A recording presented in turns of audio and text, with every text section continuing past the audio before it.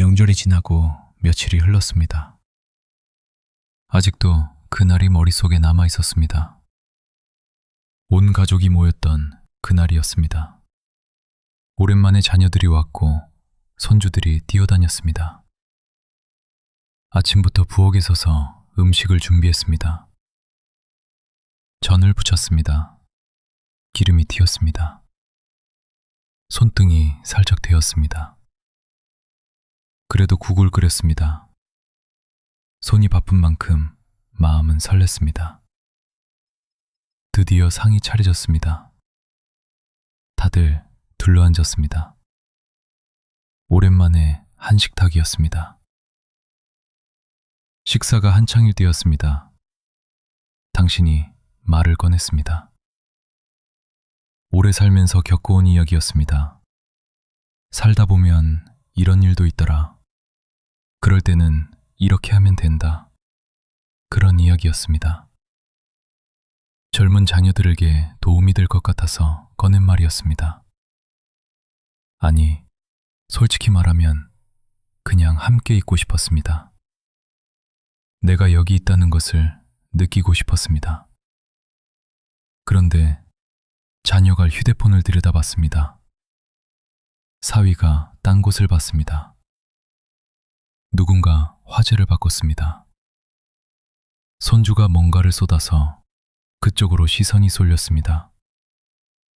당신의 말은 허공에서 끝났습니다. 아무도 뭐라 하지 않았습니다. 누가 일부러 그런 것도 아니었습니다. 그냥 그렇게 자연스럽게 넘어갔습니다.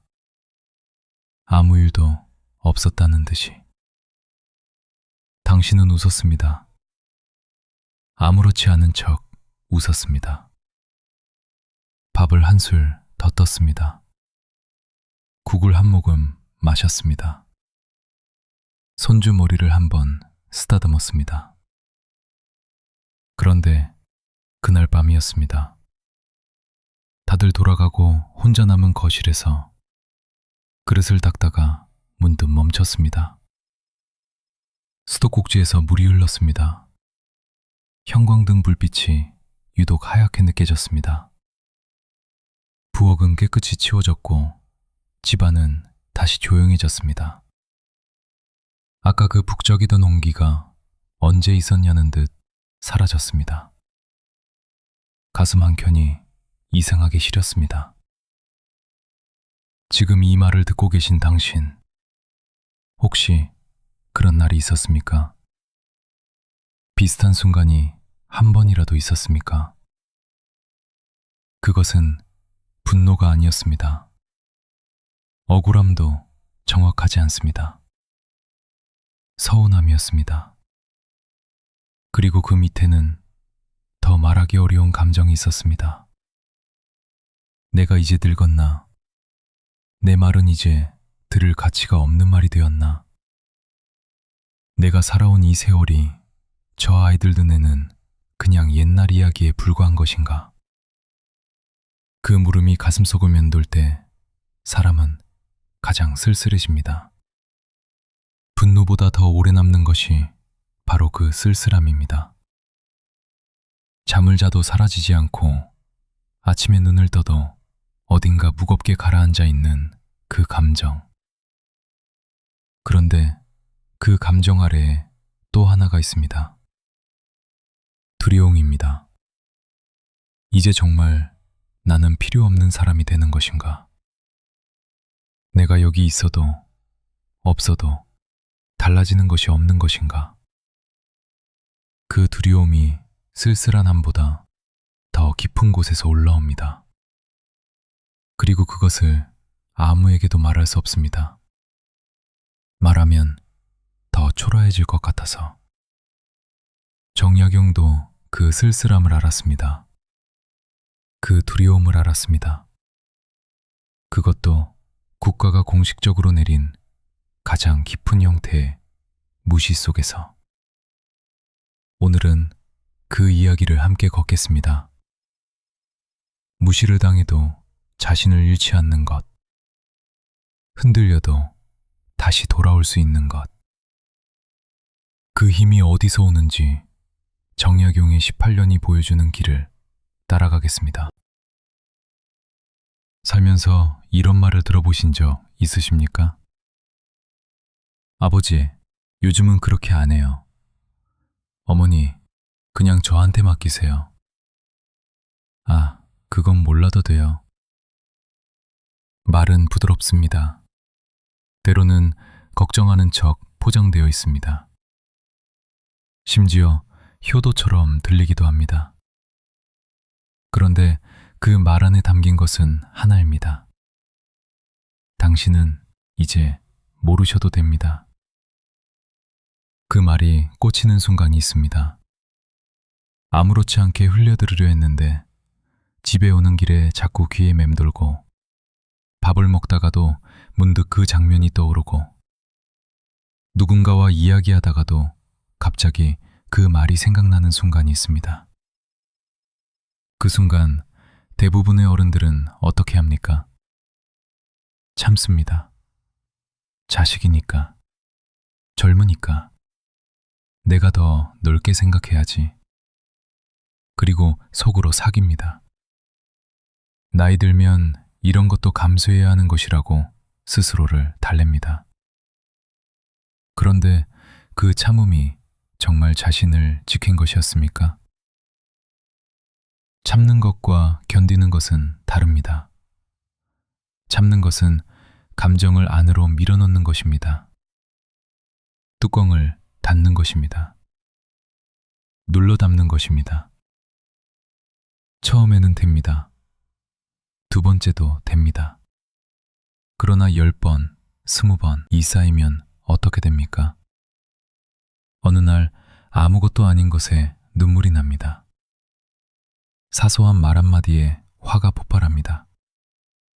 자신도 왜 이러는지 모릅니다. 그것이 쌓인 참음이 터지는 것입니다. 견디는 것은 다릅니다. 감정이 와도 자신을 잃지 않는 것입니다. 흔들려도 뿌리가 있어서 쓰러지지 않는 것입니다. 파도가 쳐도 배가 가라앉지 않는 것입니다. 정약용은 말합니다. 수신이 되지 않은 자가 남을 다스리려 하면 반드시 욕을 당한다. 무시는 당하는 사람의 문제가 아닙니다. 무시하는 사람의 그릇이 얼마나 작은지를 스스로 드러내는 것입니다. 그릇이 큰 사람은 남을 낮추지 않습니다.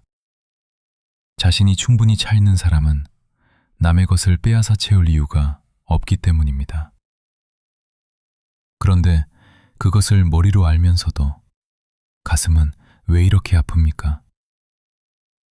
상대의 수준이라는 것을 알면서도 왜 그 말이 밤새 머릿속을 맴돕니까?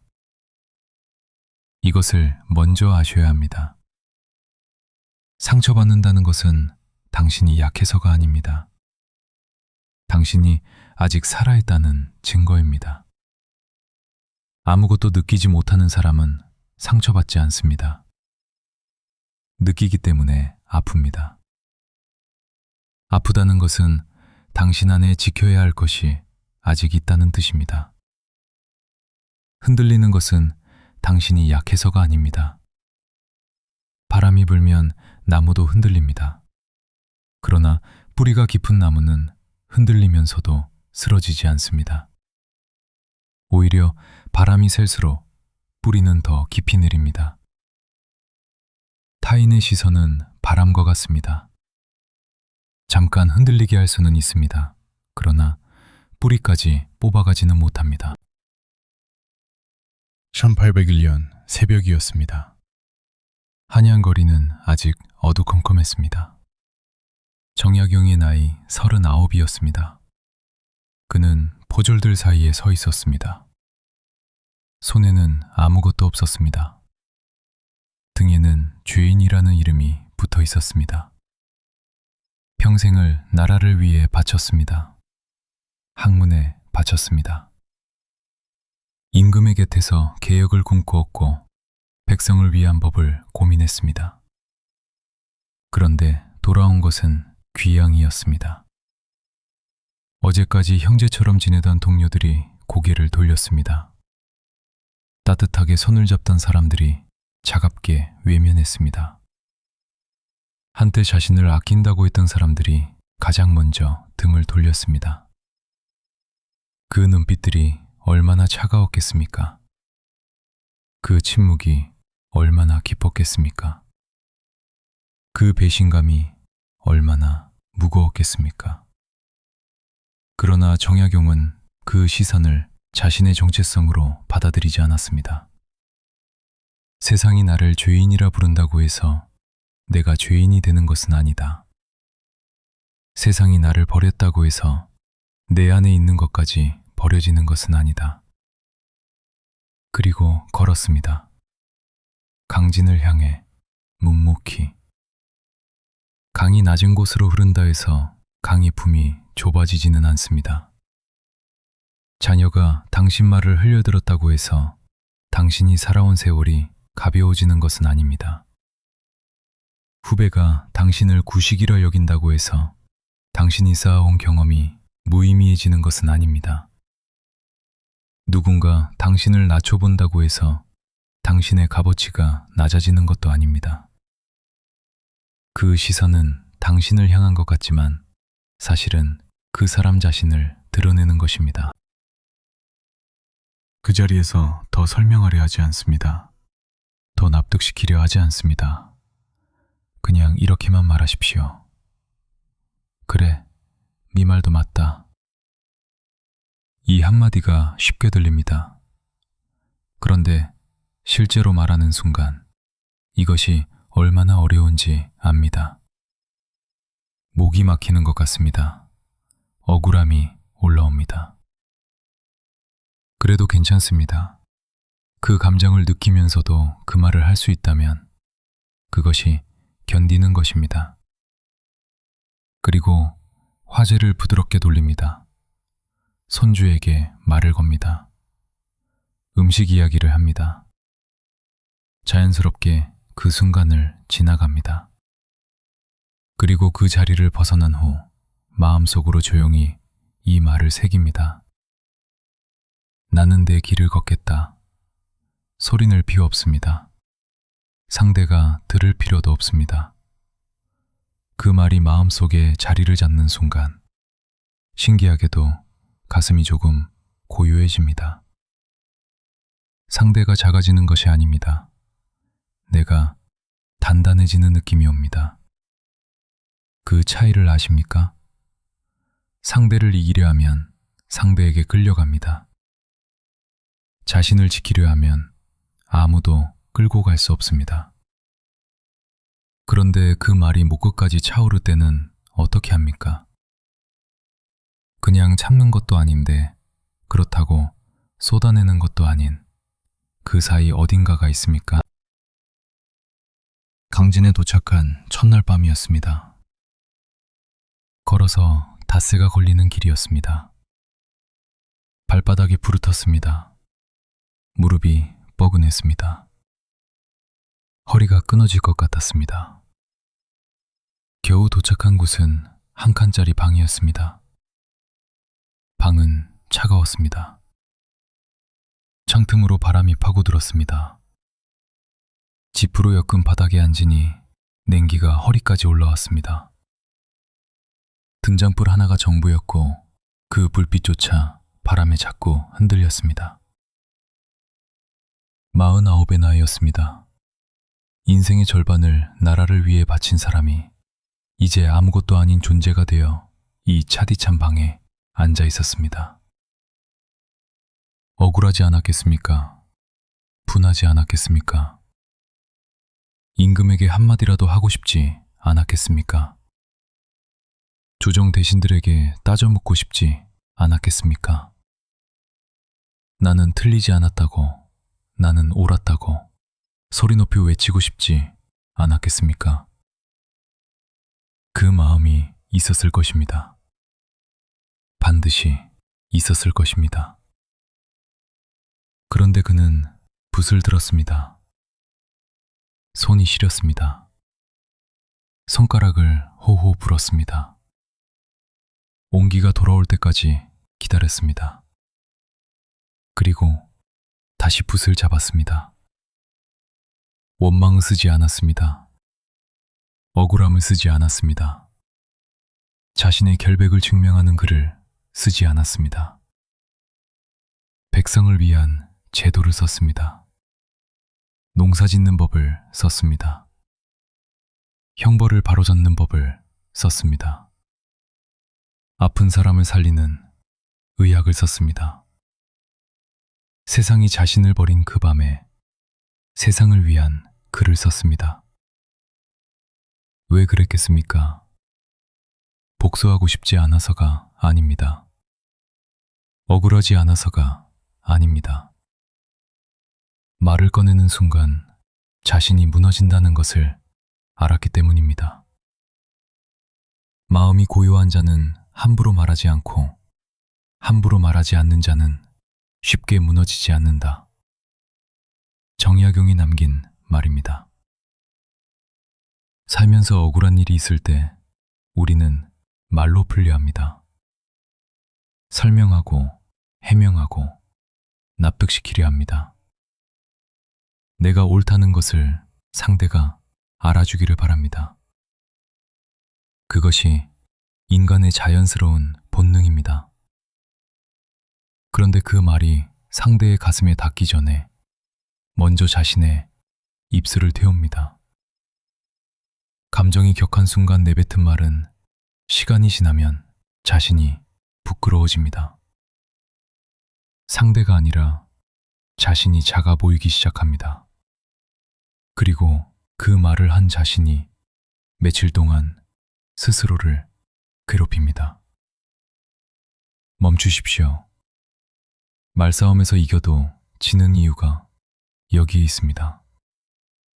상대와 같은 자리에서 같은 방식으로 다투는 순간 우리는 자신도 모르게 상대의 수준으로 내려가 있습니다. 올라가서 이긴 것이 아닙니다. 내려가서 이긴 것입니다. 그 승리는 아무것도 남기지 않습니다. 정약용이 아들들에게 편지로 거듭 당부한 것이 있습니다. 억울함을 말로 풀려 하지 말라고. 변명은 변명을 낳고 다툼은 다툼을 키운다고. 진실은 말이 아니라 행동으로 증명하는 것이라고. 시간은 말보다 정직합니다. 아무리 그럴듯한 말로 상대를 이겨도 시간 앞에서는 결국 진실이 드러납니다.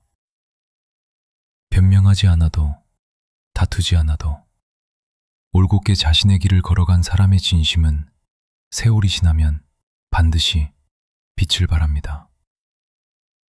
침묵은 굴복이 아닙니다. 말을 아끼는 것이 품격의 시작입니다. 딱 하루입니다. 그 억울함을 오늘 하루는 말로 꺼내지 않습니다. 전화하지 않습니다. 문자 보내지 않습니다. 대신 종이에 씁니다. 아무에게도 보여주지 않아도 됩니다. 일기장이어도 됩니다. 메모지여도 됩니다. 냅킨이어도 됩니다. 그냥 씁니다. 처음에는 분노가 쏟아집니다. 그래도 씁니다. 원망이 나옵니다. 그래도 씁니다. 눈물이 날 수도 있습니다. 그래도 씁니다. 다 쓰고 나면 이상한 일이 생깁니다. 말로 하면 끝이 없던 것이 종이에 옮기고 나면 조금 가벼워집니다. 내가 무엇 때문에 이렇게 힘들었는지 글로 쓰고 나면 비로소 보입니다. 정약용이 그랬습니다. 억울함을 세상일 외치는 대신 붓을 들었습니다. 그 붓이 18년 동안 500권의 책이 되었습니다. 세상이 그를 잊은 그 시간 동안 그는 오히려 자신을 완성해 갔습니다.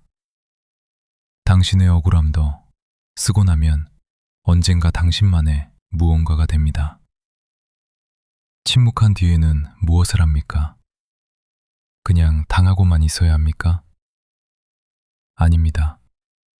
정약용이 강진 유배 18년 동안 단 한 번도 하지 않은 것이 있습니다. 자신을 무시한 자들에게 맞서거나 설명하거나 해명하는 것이었습니다. 그렇다고 아무것도 하지 않은 것이 아닙니다.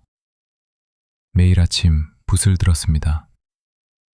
매일 저녁 제자들을 가르쳤습니다. 비가 오는 날도 했습니다. 손이 시린 겨울날도 했습니다. 아픈 날도 했습니다. 그 묵묵한 걸음걸음이 그의 한마디였습니다. 나는 내 길을 가겠다. 나는 내 것을 지키겠다. 당신의 말이 나를 규정하게 두지 않겠다. 그것을 말이 아닌 삶으로 보여준 것입니다. 무시하는 상대 앞에서 정약용이 말하는 진짜 한마디는 무엇입니까? 날카로운 반격이 아닙니다. 냉정하게 맞대응하는 것도 아닙니다. 억지로 참으며 굴복하는 것은 더더욱 아닙니다. 무시하는 척 외면하는 것도 아닙니다. 저는 제 길을 가겠습니다. 단순해 보입니다. 그러나 이 말 안에 세 가지가 동시에 들어 있습니다. 첫째는 선언입니다. 당신이 무슨 말을 해도 나는 내 방향을 잃지 않겠다는 선언. 둘째는 경계입니다. 당신의 말이 내 안으로 들어오는 것을 허락하지 않겠다는 경계. 셋째는 다짐입니다. 흔들리려는 자신을 붙잡는 자신을 향한 조용한 다짐. 이 말은 상대를 향해 던지는 것이 아닙니다. 상대가 듣기를 바라며 하는 말도 아닙니다. 그것은 자신을 향한 말입니다. 무시당한 그 순간 흔들리려는 자신의 손을 잡아주는 말입니다. 꼭 소리내어 말하지 않아도 됩니다. 태도로 말할 수 있습니다. 눈빛으로 말할 수 있습니다. 걸음걸이로 말할 수 있습니다. 척추를 세우는 것으로 말할 수 있습니다. 무시하는 상대 앞에서 흔들리지 않고 자신의 자리를 지키는 것. 그것 자체가 이미 말입니다. 어떤 말보다 더 깊이 전해지는 말입니다. 50년 넘게 알아온 친구가 있습니다. 30년을 함께 산 배우자가 있습니다. 평생을 곁에 두었던 형제가 있습니다.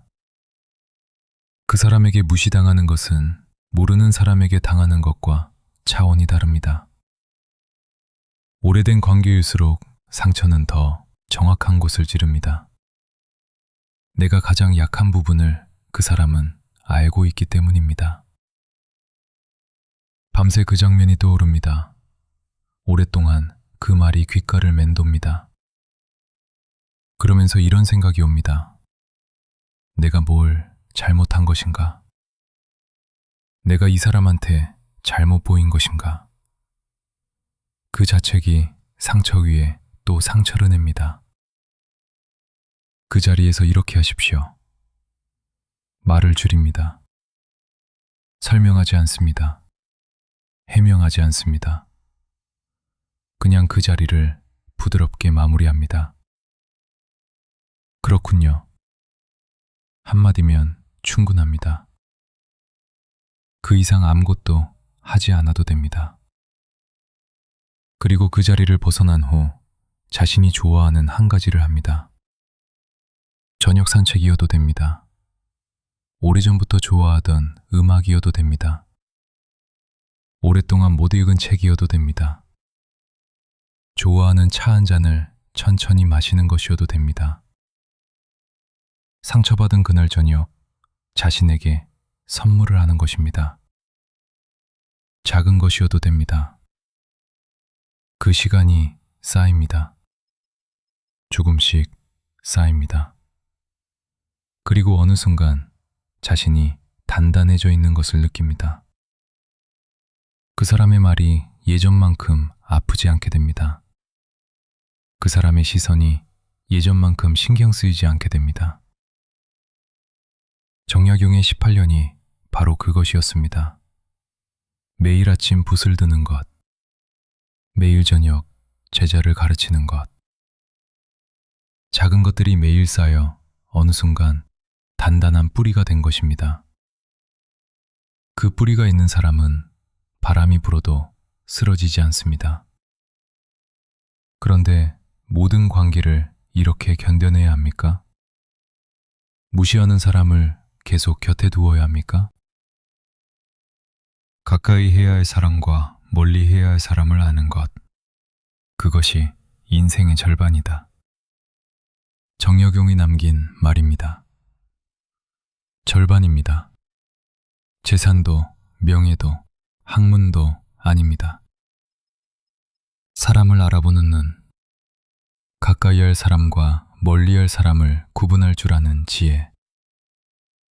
그것이 인생의 절반을 결정한다고 정약용은 말했습니다. 그런데 왜 그것이 이렇게 어렵습니까? 머리로는 압니다. 저 사람은 나를 무시한다는 것을.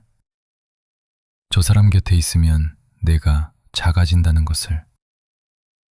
저 사람과의 관계가 나를 지치게 한다는 것을. 그런데 막상 거리를 두야 하면 마음 한켠에서 무언가가 올라옵니다. 내가 너무 냉정한 것은 아닐까? 내가 먼저 등을 돌리는 것은 아닐까? 오래된 관계인데 이렇게 해도 되는 것일까? 그 사람도 나름 사정이 있겠지. 내가 좀 더 이해해야 하는 것 아닐까? 그 죄책감이 우리를 상처 주는 관계 안에 더 오래 머물게 합니다. 그런데 그 죄책감이 실제로 무엇을 보호하고 있는지 생각해 보십시오. 상대를 보호하는 것이 아닙니다. 당신 자신을 보호하는 것도 아닙니다. 그것은 당신이 착한 사람이라는 자기 이미지를 보호하는 것입니다. 내가 먼저 등을 돌리면 나쁜 사람이 되는 것 같아서 그 두려움이 죄책감으로 포장된 것입니다. 정약용은 그 죄책감이 어디서 오는지 알았습니다. 거리를 두는 것을 관계를 끊는 것으로 착각하기 때문이라고. 미워하는 것으로 오해하기 때문이라고. 그러나 거리를 두는 것은 상대를 포기하는 것이 아닙니다. 자신의 마음을 지키는 가장 조용하고 품격 있는 방법입니다. 정약용은 강진에서 이것을 실제로 살아냈습니다. 유배지에서 만난 사람들 중 그를 이용하려는 자가 있었습니다. 죄인의 학식을 빌려 자신의 이름을 높이려는 자가 있었습니다. 그의 처지를 빌미로 험담을 일삼는 자도 있었습니다. 정약용은 그들과 다투지 않았습니다. 설명하지도 않았습니다. 그저 조용히 선을 그었습니다. 더 이상 그 자리에 가지 않았습니다. 더 이상 그 말에 귀를 기울이지 않았습니다. 문을 닫고 붓을 들었습니다. 싸우지 않았습니다. 미워하지도 않았습니다. 다만 자신이 있어야 할 자리와 있지 않아야 할 자리를 조용히 구분했을 뿐입니다. 그것이 전부였습니다. 그리고 그것으로 충분했습니다. 진흙 속에 있어도 연꽃은 물들지 않습니다. 그러나 연꽃도 진흙 속에만 있으면 꽃을 피우기 어렵습니다. 물 위로 줄기를 뻗어야 합니다. 빛이 닿는 곳으로 향해야 합니다. 사람도 그렇습니다. 어떤 환경에서도 자신을 지킬 수 있습니다. 그러나 자신을 지키기 위해서는 환경을 선택하는 용기도 필요합니다. 그 용기가 비겁함이 아닙니다. 그것이 진짜 용기입니다.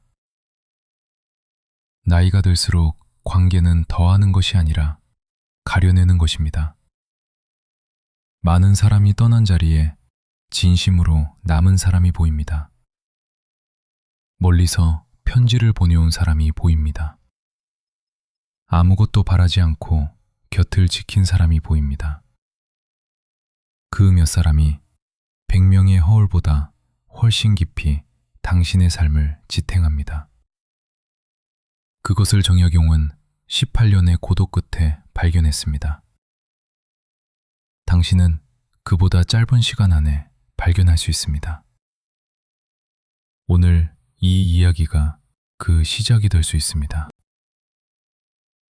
거리를 두는 것은 연락을 끊는 것이 아닙니다. 그 사람이 내 감정에 영향을 미치는 자리에서 조용히 빠져나오는 것입니다. 구체적으로 이렇게 하십시오. 그 사람이 연락에 즉시 답하지 않아도 됩니다. 한 박자 늦게 답합니다. 1시간 뒤에 혹은 다음 날 답해도 됩니다. 그 사람이 있는 자리에 매번 가지 않아도 됩니다. 자연스럽게 빠집니다. 설명하지 않습니다. 미안해하지 않습니다. 그리고 그 사람이 차지하고 있던 마음의 자리를 비워둡니다. 비워야 채워집니다. 억지로 붙잡은 관계가 떠난 자리에 비로소 진심 어린 인연이 들어올 수 있습니다. 거리를 두는 것은 관계의 끝이 아닙니다. 자신을 위한 새로운 시작입니다. 정약용을 죄인이라 불렀던 사람들은 지금 역사 속 어디에도 없습니다. 그를 함부로 대했던 관리들의 이름은 흐릿합니다. 그를 외면했던 동료들은 기억조차 되지 않습니다. 유배지에서 그를 이용하려 했던 사람들은 아무도 남지 않았습니다. 그러나 정약용은 200년이 지난 오늘 우리 앞에 이렇게 살아 있습니다. 시간은 언제나 진실의 편입니다. 늙어서도 그 사람의 눈빛이 흔들리지 않는다면 그는 평생을 올바르게 산 것이다.